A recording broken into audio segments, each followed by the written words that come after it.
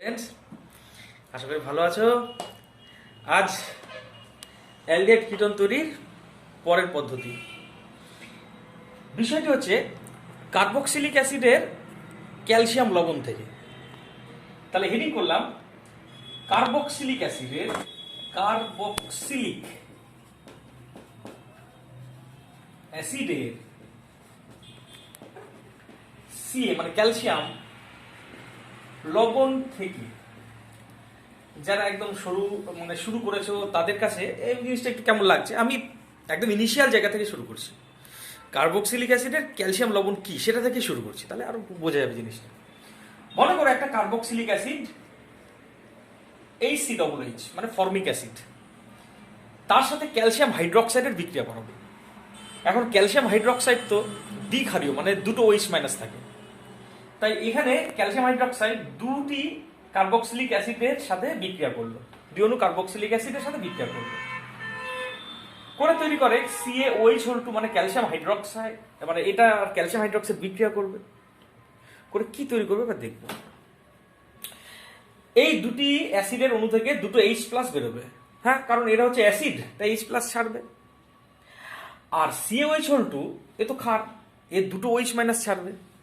এই দুটো OH minus আর দুটো H+ মিলে তৈরি করবে দুই অণু জল, আর Ca2+ এর সাথে জুড়ে যাবে। তাহলে পাবো কি দেখো তো, HCOO HCOO Ca। এইটা হচ্ছে ফর্মিক অ্যাসিডের ক্যালসিয়াম লবণ, মানে ক্যালসিয়াম ফরমেট। এটা একটা লবণ, ক্যালসিয়াম লবণ। এটাকে যদি হিট করো, মানে এটাকে হিট করা হচ্ছে শুষ্ক পাতনও, তাই আমি লিখলাম শুষ্ক পাতন। ইংরেজি কথা হচ্ছে ড্রাই ডিস্টিলেশন, নাথিং এলস, শুধু হিট করা ছাড়া আর কিছু না।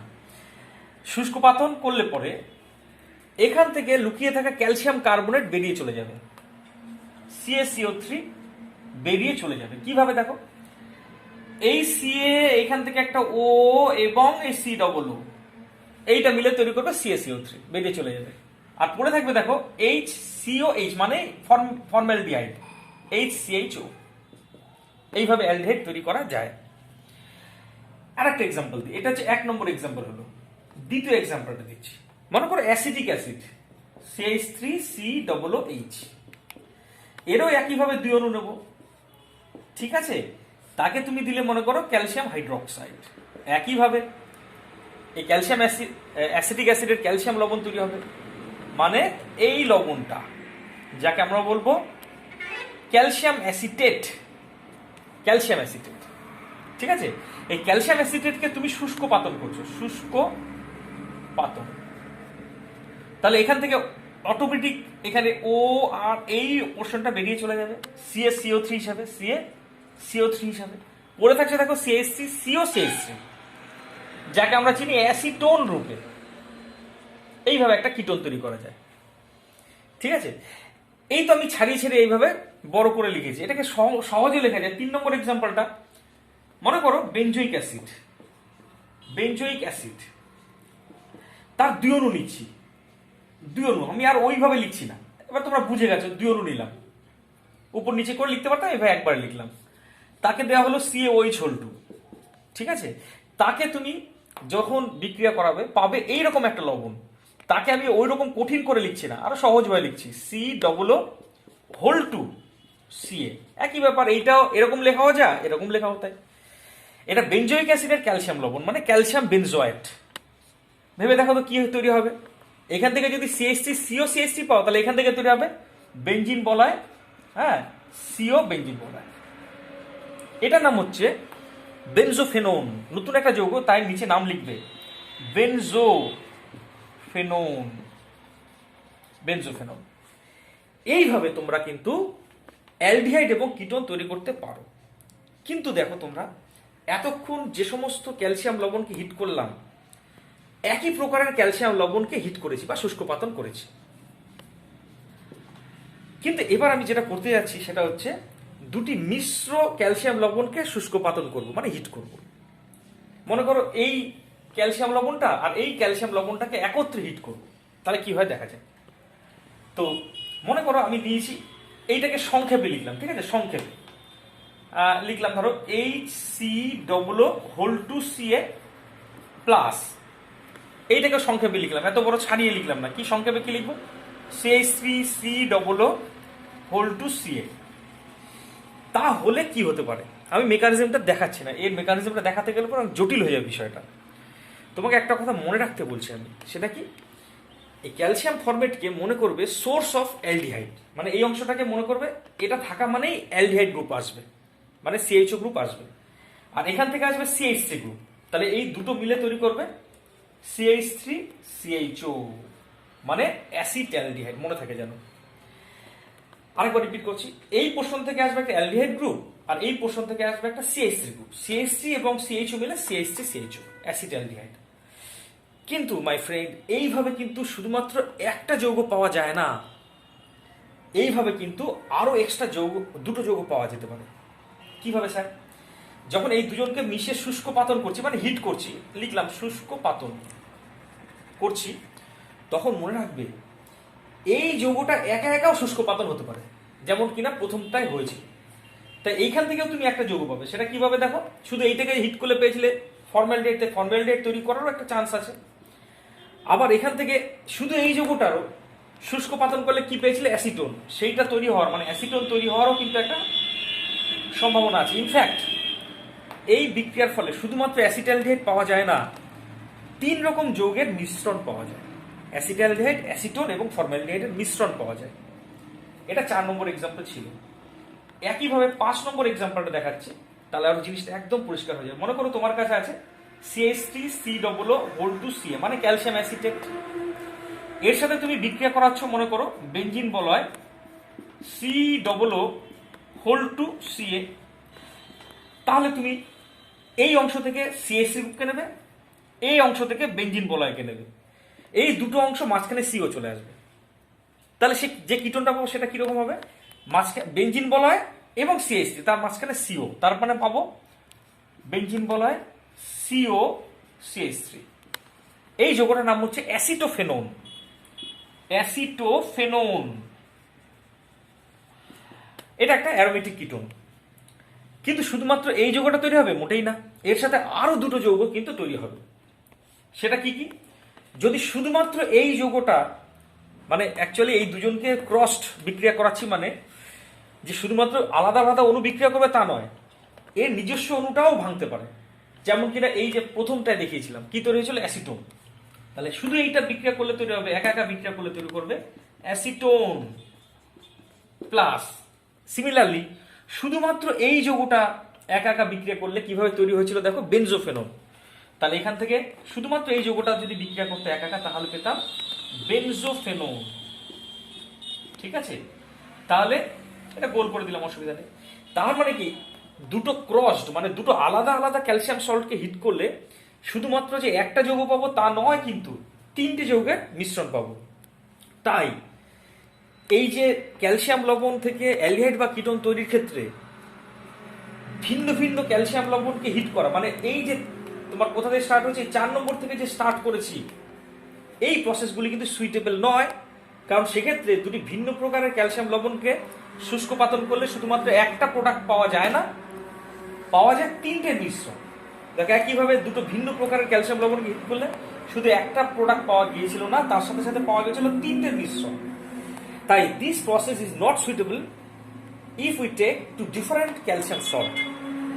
যদি আমরা একটাই ক্যালসিয়াম সল্ট নিই তাহলে সুইটেবল প্রসেস, ভালো প্রসেস, শুধুমাত্র একটাই প্রোডাক্ট পাবো। কিন্তু দুটি ডিফারেন্ট ক্যালসিয়াম লবণ নিলে পরে কিন্তু this process is not suitable, এটা মাথায় রাখতে হবে, কারণ সেক্ষেত্রে আমি একটার পরিবর্তে 3টের মিশ্রণ পাবো।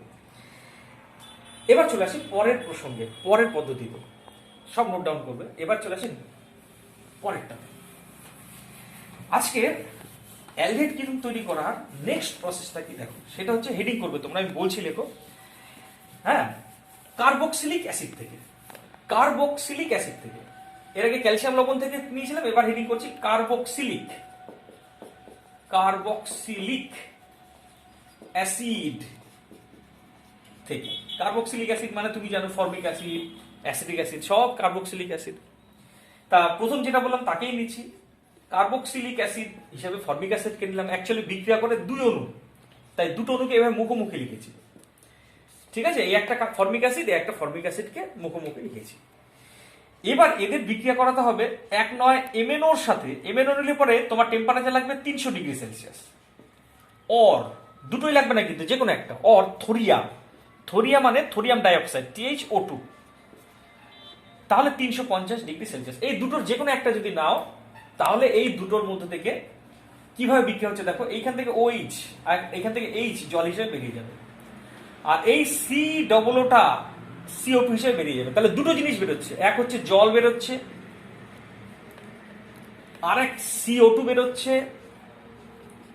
এবার বাকি অংশটা চলে যাবে, বাকি অংশ বলতে HCO আর H, তাহলে পাবো HCHO। এইভাবে অ্যালডিহাইড পাওয়া যেতে পারে। এক নম্বর এক্সাম্পল হলো। দ্বিতীয় আরেকটা এক্সাম্পল দেখায়, তাহলে পরিষ্কার হবে। মনে করে অ্যাসিটিক অ্যাসিড নিয়েছো, CH3COOH। আরেকটা অ্যাসিটিক অ্যাসিডকে তুমি মুখোমুখি লিখেছো, CH3COOH। একইভাবে বিক্রিয়া করেছো ওই MnO দিয়ে 300 ডিগ্রি সেলসিয়াস, বা থরিয়া দিলেও হবে। তাহলে এখান থেকে একইভাবে OH আর Hটা বেরিয়ে যাবে জল হিসেবে, বার করে দিলাম সেটাকে। এই COOটা বেরিয়ে যাবে CO2 হিসেবে, বার করে দিলাম সেটাকেও। বাকি অংশটা জুড়ে যাবে, বাকি অংশ বলতে CH3CO এবং CH3, তাহলে পাবো দেখো CH3CO CH3। এইভাবে কিন্তু তুমি অ্যালডিহাইড বা কিটোন পেতে পারো। তৃতীয় পদ্ধতিতে চলে আসে, তাহলে মুছে দিলাম এটা। পরের প্রসেস, অ্যালডিহাইড কিটোন তৈরি করার পরের প্রসেস হচ্ছে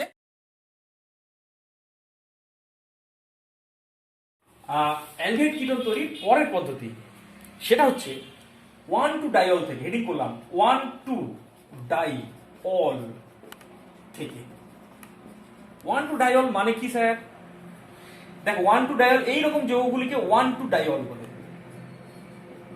মনে করো এরকম একটা যৌগ আছে, পাশাপাশি দুটি কার্বনের OH, এটাকে ভিজ ডাইঅলও বলা যায়। 1,2-ডাইঅল, একে যদি তুমি HiO4 অর, অথবা লিখছি, দুটো দেবে না, যে কোনো একটা, আইদার HiO4 অর লেড টেট্রাঅ্যাসিটেট, তাই আমি অরটাকে উপরে লিখি, জায়গা কম, অর CH3COO4 PB, এটাকে বলে লেড টেট্রাঅ্যাসিটেট, অথবা HiO4। HiO4 মানে হচ্ছে পার আয়োডিক অ্যাসিড। পার আয়োডিক অ্যাসিড খুব শক্তিশালী জারক দ্রব্য, কারণ এখানে আয়োডিনের জারণ স্তর হচ্ছে +7। আর লেড টেট্রাঅ্যাসিটেটও খুব শক্তিশালী জারক দ্রব্য, কেন? এখানে PB4+ রূপে থাকে। PB4+ আনস্টেবল, ইনার্ট পেয়ার্ড এফেক্টের কারণে PB4+ always has a tendency to return to PB2+। তাই PB4+ দুটি ইলেকট্রন গ্রহণ করে সবসময় PB2+ আসতে চায়। দ্যাট ইজ ওয়াই এইটাও খুব শক্তিশালী জারক দ্রব্য। তো এদের যে কোনো একটাকে যদি খুব শক্তিশালী জারক দ্রব্য দিয়ে একে জারণ করো, তাহলে কিন্তু এখান থেকে বন্ড রাপচার ঘটবে, মানে বন্ধন বিভাজন ঘটবে। এই পোর্শন থেকে একটা অ্যালডিহাইড পাবো, এই পোর্শন থেকে একটা অ্যালডিহাইড পাবো। এই পোর্শন থেকে দেখো পাচ্ছি RCHO+, এই পোর্শন থেকে একটা অ্যালডিহাইড পাবো R-CHO। এইভাবে অ্যালডিহাইড পেতে পারি। কিটোন কিভাবে পেতে পারি? এইভাবে আমি কি করে কিটোন পেতে পারি? কিটোনটা দেখো, শুধুমাত্র এখানে হাইড্রোজেনের জায়গায় তুমি আর একটা অ্যালকিল গ্রুপ নিয়ে নাও, এটাও 1,2-ডাইঅল, তাহলে পাচ্ছি দেখো R-OH। একে তুমি দিলে এদের যে কোনো একটাকে, মনে করো তুমি দিলে লেড টেট্রাঅ্যাসিটেট মানে CH3COO4 PB কে দিলে, তাহলে এখান থেকেও কিন্তু বন্ড রাপচার ঘটবে। এই যে দাগ টানলাম তার এইদিকে একটা কিটোন পাবো, আর এই দিক থেকে একটা কিটোন পাবো। এই দিক থেকে যে কিটোনটা পাবো সেটা হচ্ছে RCR double bond O plus, এদিক থেকে যে কিটোনটা পাবো R-C double bond O R-। এইভাবে তুমি কিন্তু 1,2-ডাইঅল ব্যবহার করেও অ্যালডিহাইড বা কিটোন পেতে পারো। এবার চলে আসি পরের প্রসঙ্গে, পরের পদ্ধতিটি হলো ওয়াকার পদ্ধতি। হেডিং করলাম ওয়াকার প্রসেস। ওয়াকার পদ্ধতিটা কি? দেখো ওয়াকার পদ্ধতিটা কিন্তু একটা অ্যালডিহাইড বা কিটোন তৈরি একটা খুব ভালো একটা প্রসেস, ইন্ডাস্ট্রিয়াল প্রসেস। অ্যাকচুয়ালি এভাবে অনেক পরিমাণে অ্যালডিহাইড বা কিটোন তৈরি করা যায়। কি করা হয়? একটা অ্যালকিন নেওয়া হয়, মনে করো একটা অ্যালকিন নিলাম, মানে ইথিলিন, সরলতম অ্যালকিন ইথিলিনকে নিলাম, তাকে বিক্রিয়া করানো হয় PdCl2 মানে প্যালাডিয়াম ক্লোরাইড। PdCl2 মানে প্যালাডিয়াম ক্লোরাইড, এবং আর কার সাথে বিক্রিয়া করানো হয়? CuCl2, আর লাগে জল, আর লাগে বায়ুর অক্সিজেন, একটু হিট লাগে, এত কিছু লাগে।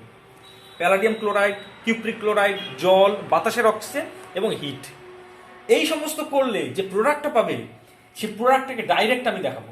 তোমরা কিন্তু এর মেকানিজম আমাকে জিজ্ঞেস করো না, বা দেখাতে গেলে অনেক বড় মেকানিজম আসবে, আমি চাইও না তোমরা সেই মেকানিজমটা মনে রাখো। এটা মনে রাখবে। তো স্যার কি করে মনে রাখবো? এত কিছু মনে রাখা যায়? আমি একটা ট্রিক বলছি কি করে তুমি মনে রাখবে। তোমরা নিশ্চয়ই জল সংযোজন বিক্রিয়া করেছো। জল সংযোজন বিক্রিয়ায় কি করেছিলে? ট্রিপল বন্ড ছিল, তাকে তুমি কি করেছিলে? Ag2+ দিয়েছিলে, হ্যাঁ, 20% H2SO4 দিয়েছিলে, হ্যাঁ, 70 থেকে 80 ডিগ্রি সেলসিয়াস টেম্পারেচার দিয়েছিলে, এই সমস্ত করেছিলে। করলে পরে কি তৈরি হয়েছিল? মাঝখানে একটা ইনল এসেছিল এবং পেয়েছিলে, দেখো তো, অ্যাসিটালডিহাইড পেয়েছিলে। এর সাথে এর অনেকটা মিল আছে। কিরকম? এখানে শুধু ট্রিপল বন্ডের জায়গায় কি আছে? Double bond. তার কারণেই তো আমি রিয়েজেন্টগুলি এরকম ছিল, তার পরিবর্তে রিয়েজেন্টগুলি অন্য জিনিস, এবং প্রোডাক্টটা দেখো সেম পেয়েছো। তাহলে এর সাথে মিল আছে, কিন্তু ট্রিপল বন্ডের জায়গায় শুধু ডবল বন্ড, প্রোডাক্টটা সেম, রিয়েজেন্টটা আলাদা। আরেকটা উদাহরণ দিই, তাহলে আরো পরিষ্কার হয়ে যাবে জিনিসটা। যাই হোক, এখন তো ওয়াকার করাচ্ছি জল সংযোজনটা কেন বলছে স্যার, আমি মনে রাখার জন্য। যেমন ধরো CH3CH ডবল বন্ড CH2, এটাকে তুমি ওয়াকার করবে। ওয়াকার করা মানে PdCl2 দেবে, CuCl2 দেবে, H2O দেবে, O2 দেবে এবং হিট দেবে। কি তৈরি হবে, তাই না? আমি বলেছি তুমি মনে রাখবে, জল সংযোজনটাকে পাশাপাশি রেখে পড়বে, তাহলে মনে থাকবে। একে জল সংযোজন করতে গেলে কি করেছিল মনে আছে? Ag2+, 20% H2SO4, 70 থেকে 80 ডিগ্রি সেলসিয়াস টেম্পারেচার, এই সমস্ত করেছিলে। দিয়ে একটা ইনল এসেছিল, মেকানিজমও দেখিয়েছিলাম, দিয়ে তৈরি হয়েছিল কি একটু মনে করে দেখো, দরকার পড়লে আগের ভিডিওটা দেখতে পারো, দিয়ে এইটা তৈরি হয়েছিল।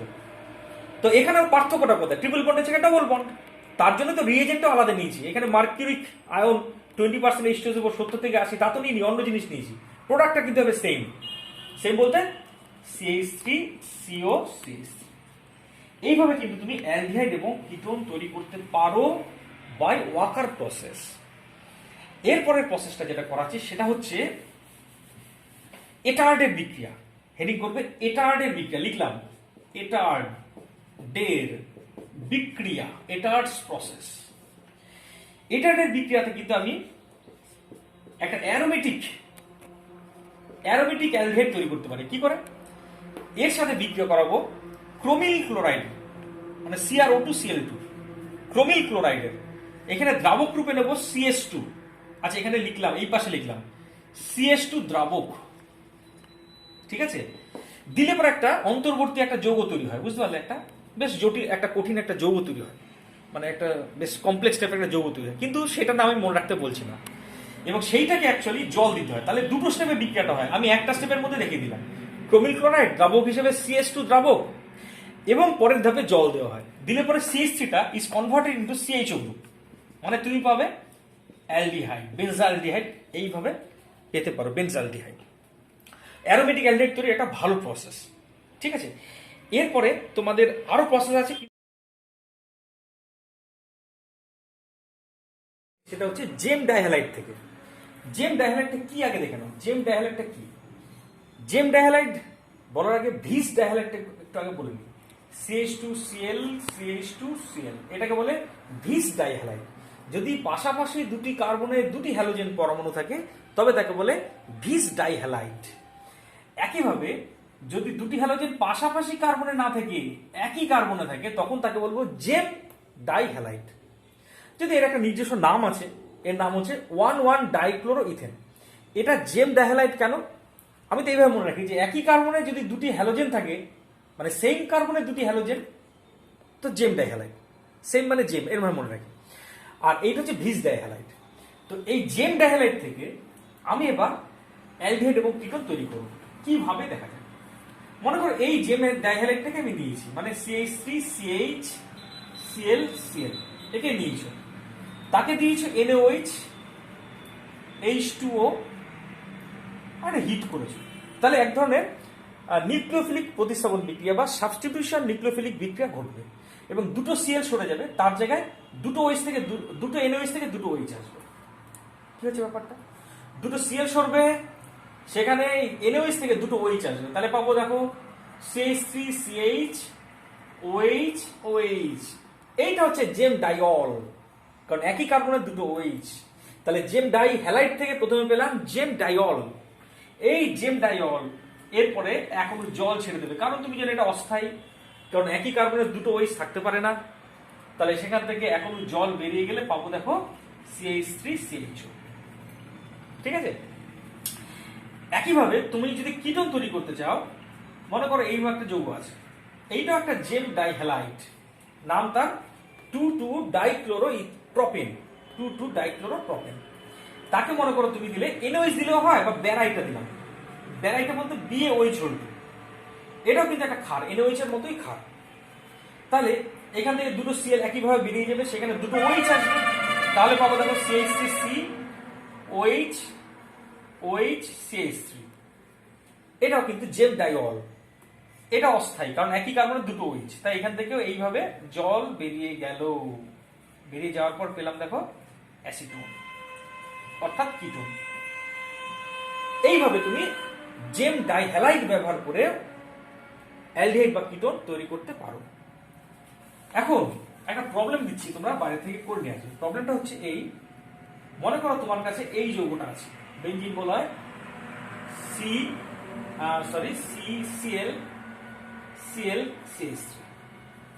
এই যৌগটাকে তুমি দিচ্ছ NaOH H2O আর হিট, তাহলে এ পেলে, তাকে দিলে আবার NaOH Cl2, তাহলে পেলে মনে করো B+C। তোমাকে দেখাতে হবে এটা কি, বিটা কি, সিটা কি।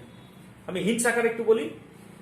এটা কি হবে দেখো, NaOH দিলে দুটো OH আসবে, এখানে দুটো OH থেকে এখনো জল বেরিয়ে গিয়ে এটা CO হয়ে যাবে, মানে পাবে এখানে বেঞ্জিন বলা হয় COCH3, মানে অ্যাসিটোফেনন পাবে। তার মধ্যে কিটোমিথাইল গ্রুপ আছে। তাই পরের ধাপটা কিন্তু অ্যাকচুয়ালি হ্যালোফর্ম বিক্রিয়া, মানে হ্যালোফর্ম হিসেবে ক্লোরোফর্ম তৈরি হবে, আর একটা কার্বক্সিলিক অ্যাসিডের একটা সোডিয়াম লবণ তৈরি হবে। তাহলে তুমি এই তিনটে করবে, করে আমাকে দেখাবে। ঠিক আছে, তো এই পর্যন্তই আমার বলার ছিল। ব্যাস, ঠিক আছে।